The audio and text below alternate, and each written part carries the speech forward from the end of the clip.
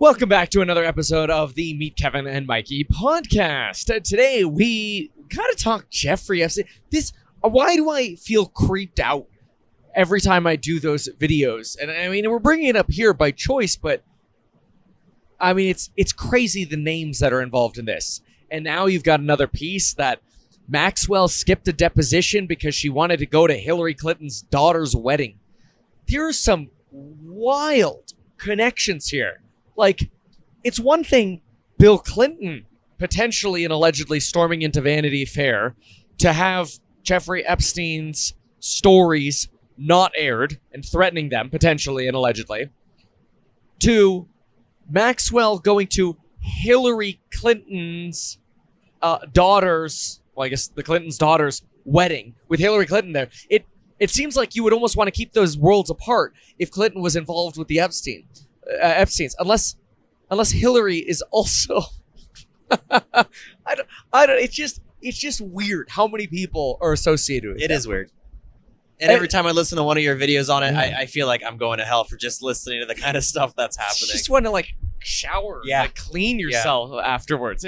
But then you also wonder, were they just potentially with certain people, those people that people knew, and then they got the invites to everybody or got the invites to everywhere. So it's kind of like, were they involved with the Clintons, or did they just happen to show up at all the events? Some people say, no, they weren't involved at all. Others are like, yeah, right. You're showing up with the Clintons. Random people don't show up to an ex-president's, wedding or kid's wedding, basically. So it seems pretty wild to me, all of the allegations that are in there. We know we've had names mentioned, obviously, like Prince Andrew, Glenn Dubin, David Copperfield, all as potentially customers of the Epstein business. No Jimmy Kimmel yet? No Jimmy Kimmel or Donald Trump. Yeah, the only Trump mentions have been the Atlantic City casinos. Yeah. That was, can't land our jet in Teterboro to get to New York. Let's just go gamble in Teterboro and slave some underage girl. It's terrible. But I don't know. It just blows my mind that all these big names are associated with something that is so clearly illegal, underage girls. But then part of me also wonders, maybe that happens a lot more than we think. I think you are sadly correct, because my thinking is this is probably more common than most people want to acknowledge or want to believe. Yeah. These folks were possibly just the sloppiest, and that's why they got caught. Think of how many more might exist out there that haven't been caught. I don't know that I want to think of Epstein as sloppy in the same sentence. We've got, but what did I read yesterday? Soap shaped as all kinds of things. A vagina and a penis. Yep. Okay. Yeah. Okay. Very disturbing. And whatever twin torpedoes are, dude, I don't know what this adult toy is, but I Googled it. I was like, twin torpedoes, went to images. Oh. I saw what it was, and I'm still like, I don't know what that is. I don't answer. Just I don't want to answer either. So very, very strange. There are a lot of names missing though so far. A lot of names are still redacted. So a lot of suspicion as to what these names could be. I'm also very sussed out that a lot of people associated with Epstein just happen to disappear now. Like the lead detective investigating Epstein. That was bizarre. Dead at 50 after a brief illness.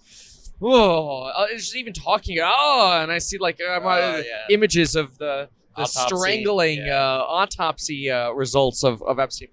It's just all around weird is the way to put it. I think normal Americans look at this and go, you gotta know because everybody's talking about it, but it's sad to think that wealthy, powerful people were remotely associated with the Epsteins.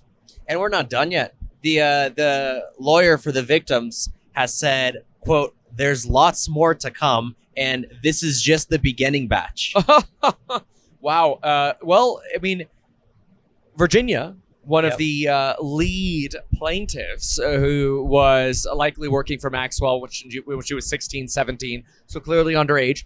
Apparently, earlier last year now, 2023 is last year, signed a memoir worth, quote, millions to detail all of these allegations and accounts.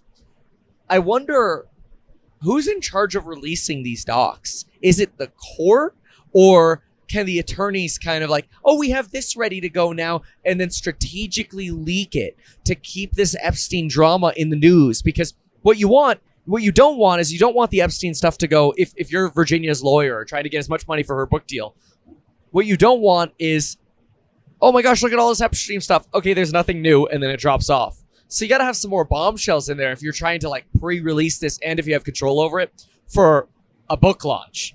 And I know it always feels weird thinking about profiteering off being sex trafficked, but I guess to some extent it is probably also a good form of compensation, I suppose. Yeah, I would do it because you're not going to get it from Maxwell or Epstein.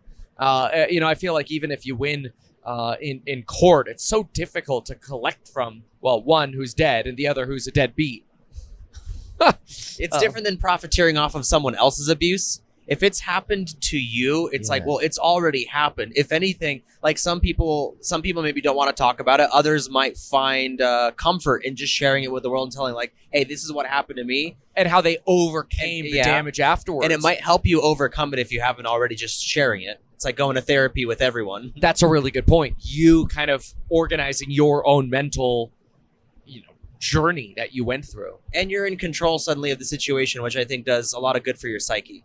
That's a good point, because clearly many of the girls alleged that they felt they had to continue providing massages, sex work, and traveling around the world because of the people that Epstein knew, that Epstein and Maxwell would drag their names through the mud and banish them in front of all these powerful folks. But I mean, really to the point where somehow Epstein and Maxwell were able to get a non-prosecution agreement at one point to essentially immunize themselves from any kind of civil or criminal charges. That's crazy. Which is wild, because it just shows how deep their connections were. Wasn't there a photo of Elon Musk with Maxwell at some point? Yeah, Maxwell in the background. Yeah, and I think McKay was talking to us about how his argument was that she photobombed him. He hasn't said much about it. That's one of the few things he hasn't said much about any of this Epstein stuff. I know. He's usually very vocal about his opinions. Any drama, he's very vocal about. He's been very absent. Maybe he's really busy right now over at Yesterday, Tesla. when these papers were dropped, you know what he was doing? He was on an alt account on X called like Gamer and some numbers, and he was streaming playing Diablo live for like hours. What? Yeah. Wait, so people know his alt? Yeah. And what, just a video of him playing Diablo? It was alive. Is this real? Yeah, I watched it. It wasn't AI?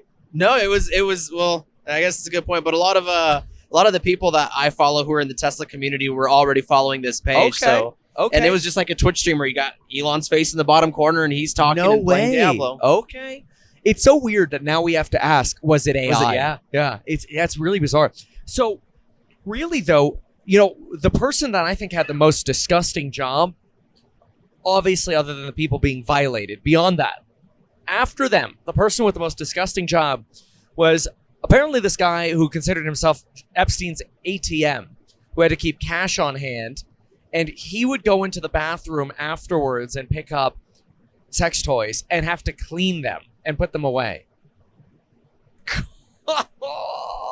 So we've got a list now. We've talked on the pod about the worst jobs. It's that, and then Elon's legal team. That's the next worst job. Elon's legal team with the SEC. Yeah. That's the second worst job. Yeah.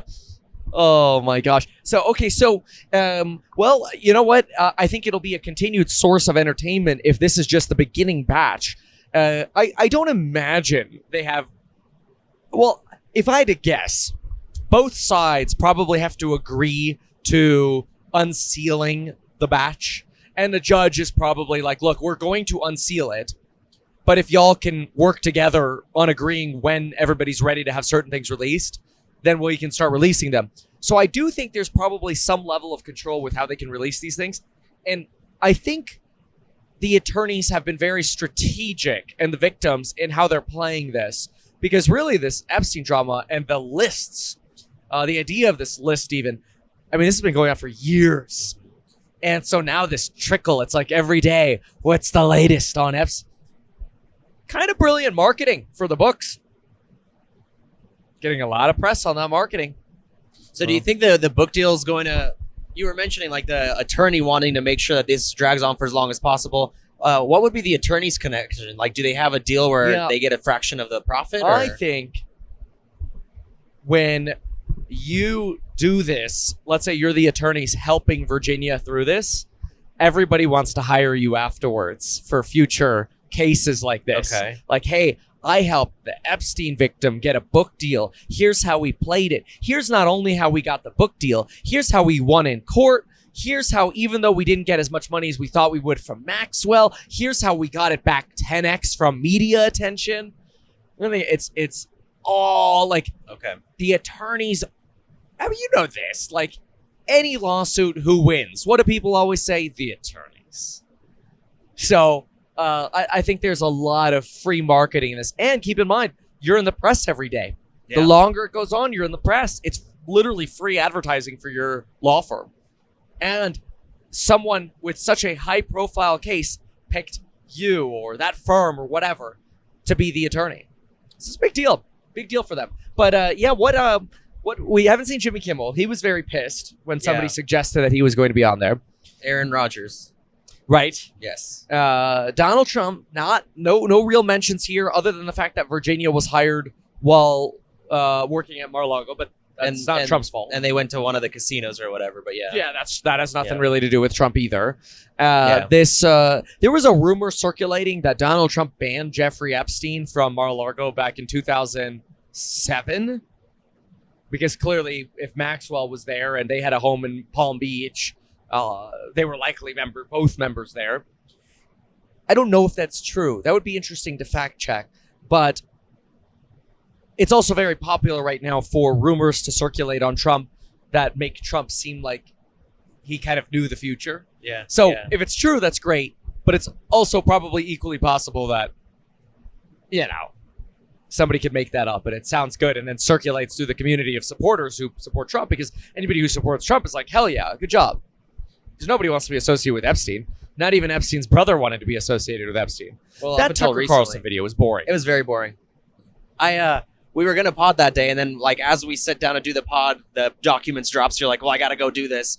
And I wish I had told you, like, don't watch the interview. I already watched it, was going to talk about how boring it was, and then you covered it. It was not good. No. I really think the guy, I mean, it sounds terrible, but just to be blunt, I think he was just clout chasing. Which is weird because he didn't want to show his face in fear of being recognized, which was also weird because I Googled him to see his face, and there he was. So I didn't understand that was actually part of the branding. Is, it'll create this curiosity and people will look me up and maybe then they'll find my other stuff or whatever. And it also, I think from a Tucker point of view, Tucker doing the concerned look with not seeing the other person there kind of adds to like the whole like mystery and how intense it is. Like his Mark Epstein's like, yeah, when I went to the morgue, I took bodyguards to go there because I didn't want the same people to do that to me, which is weird. Because, and this is why I don't believe the guy, Mark said in the same interview that at first he accepted that it was a suicide. Yeah. And it wasn't until many months later that he started doubting it based on what he was hearing in the media and the podcasts. Autopsy, maybe the autopsy or whatever. Yeah. So then he started getting suspicious. So I don't know if he then went to the morgue after that with bodyguards or what, but some of the things didn't line up perfectly. I suppose maybe it's possible he went back after he started becoming suspicious. But, I mean, you can't preserve these bodies that long. I mean, I guess you could leave them in a refrigerator, but how long can you keep them in a morgue? The autopsies are usually done within, 48 hours or so, no? Oh, I don't know. Yeah, maybe. I don't know. That would be interesting to see. But that has me a little bit sussed, along with the fact that he specifically said he lived a separate life from Jeffrey Epstein. and they hadn't spoken other than via email, hadn't met in person for 7 years prior to his death. So I don't know. That Tucker Carlson interview sussed me out a little bit. Though, hats off to Tucker, because it would be an interesting interview at the perfect time. It is the perfect time to do that interview. Oh, yeah. Like, I would not have turned down the interview with Mark. Agreed. I would have just left with the same sus feeling. Yeah. Agreed. Anyway. All right. Can't wait else on Epstein? Part 3, 4, and 5, and whatever else is coming. I don't even know what part we're on anymore, because it's just like they keep dropping like little bits, like the Clinton daughter thing. Maxwell pretending to be sick, dodging a deposition to go to a Clinton daughter wedding. It's interesting though, because I hadn't thought about it where people like Hillary Clinton got mentioned in this one, and I looked it up, and sure, it was like the wedding thing, but like you said, that's also Bill Clinton's daughter's wedding. Like maybe Hillary has nothing to do with it, but that's the spicy name that'll get you to click on it. Correct. Yes, exactly. It's I think that really has to do with people are trying to set up, and so far, rightfully so, Trump clear, Clinton not in the Epstein list. And that is perfect fodder for the Republican versus Democrat debate. See, there's so many attacks on Trump right now, which of course many will say rightfully so. He belongs in jail. He committed crimes, committed insurrection. And others say, no, he didn't. No, that's not true. So on and so forth. Who's to say? Whatever. We know that debate's going on. But that, no matter what side you're on, so far this is really nothing on Trump that we've seen yet. Right. Who knows? Maybe he's one of the blacked out names. It could be. And a lot of people are saying, like, Trump's name has been cleared. Like, he's not on the thing. It's like, well, hold on. We're just getting started. And the absence of evidence, right, isn't the evidence of absence. Ooh. He's not clear just because he's not mentioned. Yes. And then people going, yeah, but Bill Clinton, true, sketchy. He's not running for president, though. Right. That was after he was president. And not that sexual encounters are okay, even after you're president, with minors. But even the allegations really just showcased Clinton around the Epsteins. Yeah. Not alleging, like, if Virginia came out and she's like, oh yeah, I had sex with Bill Clinton, that would be a lot more of a smoking gun. Yeah. Because at least you'd have the direct allegation. We don't have that on Bill Clinton right now. Mm-hmm. It's very interesting. I'm kind of excited to see the other parts, but only if there's more juice. Because if I need to read another police report, I feel like it's seared into my mind. You go to the Epstein house. Sarah takes you into the kitchen until Jeffrey's ready. Then they take you upstairs. Jeffrey Epstein comes out with his towel around him, or bathrobe, or not at all, and lies down on the massage table for you to rub his back and legs. Then he starts grabbing your butt and playing with himself. And the girl's told to undress. And he pays $200 for that. Unless he doesn't like you and you have tattoos, then you get $100. And if you end up letting him have intercourse with you, he'll bump it to $300. I just had that off the top of my head way too easily. It's because I've read so many of these police reports now. You spent hours just over the last couple nights doing that. It's disturbing though. Like now I want to delete my cache. Dump the files, man. Because now I want to go to the bathroom and clean. Just shower, wash off. I got hand sanitizer over here. I just want to sniff it a little bit to feel clean. Oh, hand sanitizer. You need some hand sanitizer? Yeah, you need to sniff too. Oh, that's that good stuff. There's some dripping on me. Yeah, you got some on your. Right on. On your. What's that stain? That's not hand sanitizer, Mikey. Right there by your twin torpedoes. You mentioned triplet torpedoes. Okay, let's move on up. God. We mentioned Trump. So Trump's not in any trouble with these papers, but he is in a little bit of trouble in New York. When is he not in trouble in New York? What? Judge, what happened? Okay, so this is the civil case. Okay. Where closing arguments are going to be done next week. They're scheduled for January 11th. But today, both sides submitted written briefs, right? So Letitia James, heard of her? Oh, yeah. Okay. In a written brief, she said she asked the judge in the case to find Trump over $370 million. And it says to disgorge profits from what Letitia James says is a decade of fraudulent business conduct. Wow. 370 millis. What? I don't think he has that. Nope. I know. He'll Obviously, fundraise for it. yes, exactly. I'm sure in the net worth and all that, there's money, but I don't think he has that liquid ready to go. And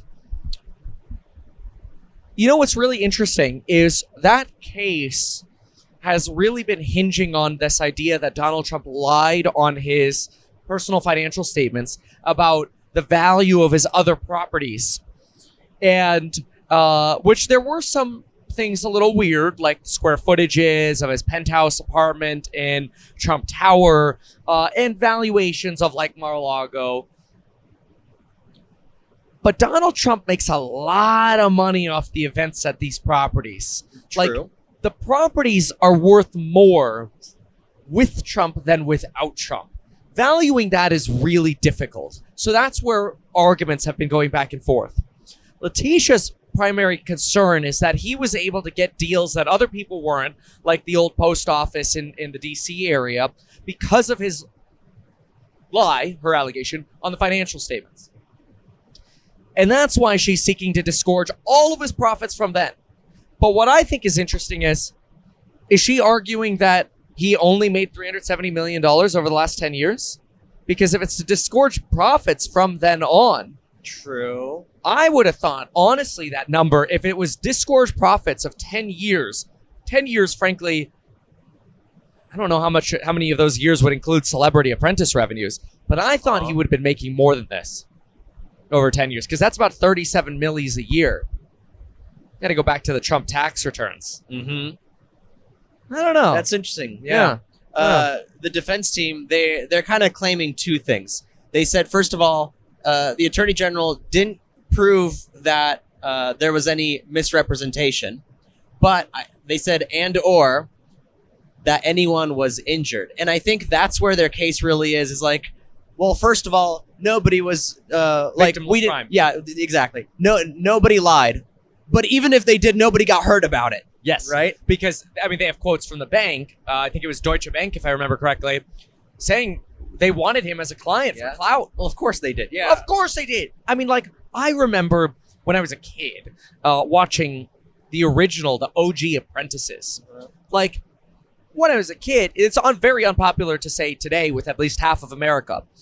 But I do think even the half that doesn't like Trump today would, at least some people would understand me by saying, I respected some of what was in his books and what he did on The Apprentice in the original shows, his business lessons or whatever. I actually looked up to that as a kid. You know, it's a lot harder to say that today because of, well, politics and all the things that have happened and investigated, whatever.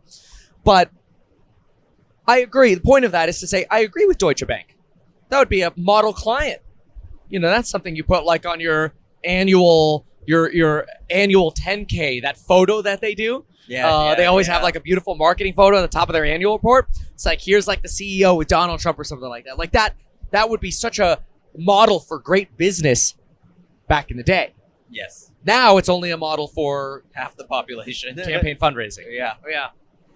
Part of this also is Letitia made sure to ask that two of the former deputies of his organization, Alan Whistle something, what's his name? Whistle Weisselberg. Oh, yeah. That's what Alan Weisselberg and Jeffrey McConney are barred for life from participating in New York real estate. Yeah, that's interesting. Wow. You know what that means, right?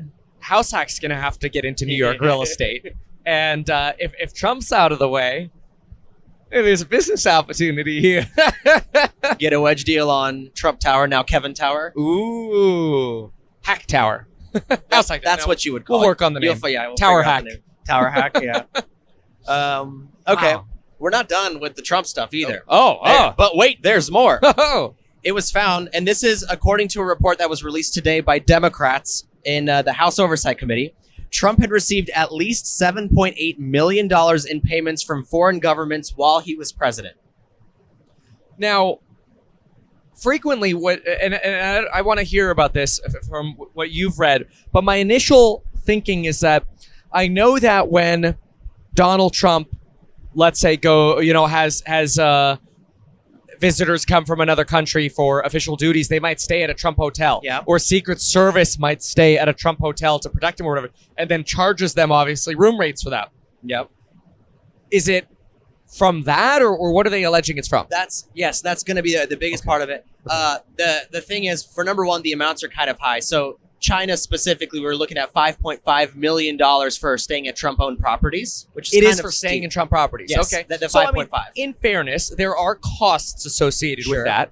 Even a hotel operating at, a 20% net margin, which would be great, would drop that 7.8 to, like 1.5, call it $1.6 million of net that might go to the Trump organization after the fact that, because that is a payment for a service. The way the headline reads is they handed him a red envelope Yes. of $8 million. Yes. Okay. So, and is there anything illegal about that? I don't know that there is. For a president to take any kind of payment or gift whatsoever from a foreign entity, they have to okay it by Congress, and he did not. Did he get the money, or did his entities get the money? That's a good question. Yeah. Okay. Specific. They're also not happy about which specific countries it was that was paying him, because China was the bulk of it. That was 5.5 million out of the total. But they were mentioning Saudi Arabia, Qatar, Kuwait, Afghanistan, like these kind of less favorable countries from the U.S. perspective. Yeah. And the biggest one is consent to Congress. That's really what they were hedging on. Is like he should have cleared it with Congress, and they didn't. I mean, this is also, and I never try to take sides, but I'm. This is a little weak relative to all the allegations against Trump. Like I'm more curious about what's going on with like the valuations and stuff like that, right? That makes me more curious than, okay, foreign dignitaries stayed at my hotel and then, I made some money off it. Mostly because, has there been a president before who had hotels like that? No. So it's like you have this lack of precedent, and I know like Gavin Newsom's got a winery. More people go to his winery because he's the governor. The people who like him. Sure. People who don't like him, drive further away from his winery. Me, when I'm up in that area. I always think back to, like, was it Jimmy Carter that had the peanut farm? Who basically, like, when he got elected president, he's like, this would be biased for me to hold on to, and gave it to a blind trust or sold it or whatever the case is. It used to be like a money-losing peanut farm? Probably. Probably. With this one, the other issue too is the perception of some of the circumstances. For example, the Saudi royal family paid over $600,000 to stay in Trump properties, and while he was president, he also signed a $100 million deal with them.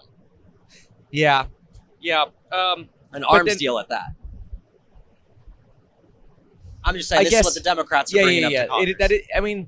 It is interesting, but I guess to really understand, and I don't know the answer to this, but the next thing that I would think of to sort of like peel back the envelope would be, how much do we sign in arms deals with them on an annual basis? What was the inflection? How much did it change after that Trump involvement or them staying at his properties? Was there a change? And then let's say there was. Was there a catalyst for that? Iranian tensions. Right. What did America get in exchange? Oil deals. I don't know. There's not enough information, at least at this point, to really, for me to look at that and go, oh my gosh, it's the worst. It is very interesting. And again, I always try to think about this as neutrally as possible. So, to pull the flip side, it does also make sense that you're going to take care of people who are taking care of you. But that's also politics. Presidency is also the people business, just like real estate. Yes. Much like, Nancy Pelosi seems to be a king stock trader, and you get the insider trades are fascinating that go on. Just, you'll see, somebody's on a committee in Congress that learns information about FDA clearings or whatever. Sure enough, 2 months before a certain drug gets FDA approval, here's a congressman or woman buying that stock. It's basically, it's like clear as day insider trading. So, I'm not condoning it. I'm just saying it's probably rampant. Like the extent of that is probably rampant throughout all politics. That doesn't make it okay. It's just probably rampant. Yeah, I know for a fact people are going to be bringing up, but Hillary also arms deal Saudi. Sure. It's true. But I don't know. She instead had Maxwell come to her wedding, her daughter's wedding. That's what she got in return, yeah. There is one last bit of Trump news, and this is a little bit of a light at the end of the tunnel for him. Yeah. The Supreme Court will be looking into his appeal regarding him not being on the Colorado Ballot. Okay, all right. Well, so then the Supreme Court can finally put this to bed. Yeah. Which I know a lot of people believe it's going to be very difficult for the Supreme Court to have an impartial opinion because 3 of them were appointed by Trump. But they will be on that bench creating history for much longer than Trump would or would not be president. You know, the next 4 years, they're there for life. Yeah. So I have hope they'll, see things in as unbiased of a manner as possible. But it is tough when, the person who put you in the job is now the person's fate you're evaluating. It used to be, I used to be so sketched out by the fact they were there for life because it's like, oh, that could lead to corruption. But now that I think about it, it's for a reason. They should not be afraid of Trump revoking their position if he ever gets elected president again, so they can say whatever they feel is right. Exactly. Yeah. It's like, Powell shouldn't feel like he's going to get fired if he doesn't lower rates. And then, of course, he lowered rates. This is talking about 2018. Uh-huh. That was, do you remember this? Trump, 18? like, every day in 18, yeah. He's coming on TV. I'm going to fire him. We're going to look into firing and replacing him. Nobody knows firing like I do.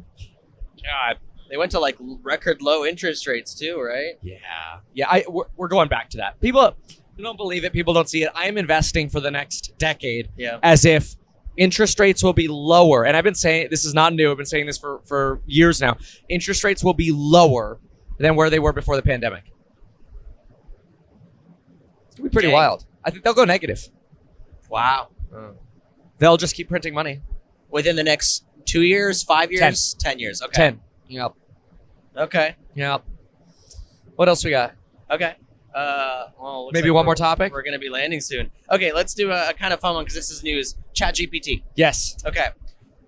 OpenAI's GPT Store is coming out. Oh, so they can start making money off of it. I don't know if they're going to be making money. Okay. So this is going to be coming next week. Originally, it was supposed to come out earlier this year, like presumably December, but with all the shenanigans happening in November with Sam's position, like I think things got pushed back. Remember the drama with all that? So they had their developer conference in November, and that's when they announced it. Look, can I interrupt really quick? Yeah. I kind of think all that board drama Oh, you're so jaded. was on purpose. Because they were trying to dump employee stock at like $90 to $100 million. Okay. And so what was the whole board drama insinuated to be around? Sentient AI. That they discovered the next big thing. Yeah. The next evolution. They didn't even have to say they did. They just implied. Because I don't think they did. I don't think the AI is anywhere near that yet. No. But by implying that, I think they sold every damn freaking stock that they needed to sell. Sorry. You are jaded.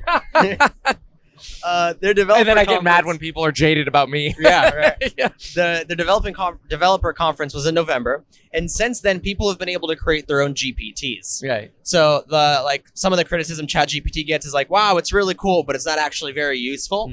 But when you create your own GPT, and you don't need to have any coding experience to do this, you just tell it what you want it to do, it becomes suddenly useful. Like you could have it ingest a cookbook with certain recipes, like for baked goods or meth or whatever you're cooking, and then you could like ask it for help with the ingredients, and it can give you answers. Or if you've got your own company that has some proprietary information, whatever that is, you have that loaded in, and now suddenly you have AI that can help you with your own proprietary stuff. Everybody has their own Walter White in an app now.